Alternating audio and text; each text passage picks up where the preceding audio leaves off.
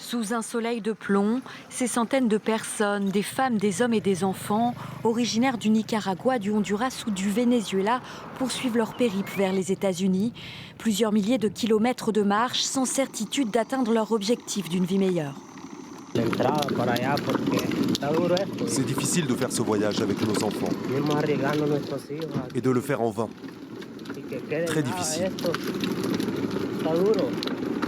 Au même moment, le chef de la diplomatie américaine, Anthony Blinken, était accueilli 800 km plus au nord dans la capitale mexicaine.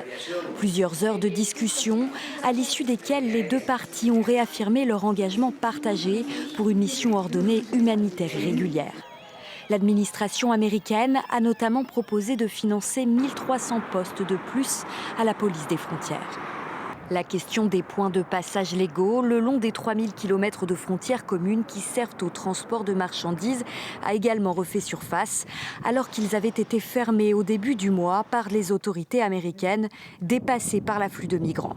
Le président mexicain a annoncé leur réouverture. Nous devons être attentifs à ce que les passages frontaliers ne soient pas fermés. Cet accord a été conclu. Les passages sont ouverts pour le chemin de fer et les ponts frontaliers afin de normaliser la situation. Nous avons également parlé de traiter les causes de la migration. Un sujet très sensible alors que le président Biden jouera sa réélection l'année prochaine et que Donald Trump, l'ancien locataire de la Maison-Blanche, cherche sa revanche dans les urnes et redouble déjà d'attaques face au camp démocrate. Le contexte est d'autant plus tendu qu'en l'absence d'un durcissement majeur de la politique d'immigration américaine, le Parti républicain s'oppose toujours au déblocage d'une aide pour l'Ukraine de 61 milliards de dollars.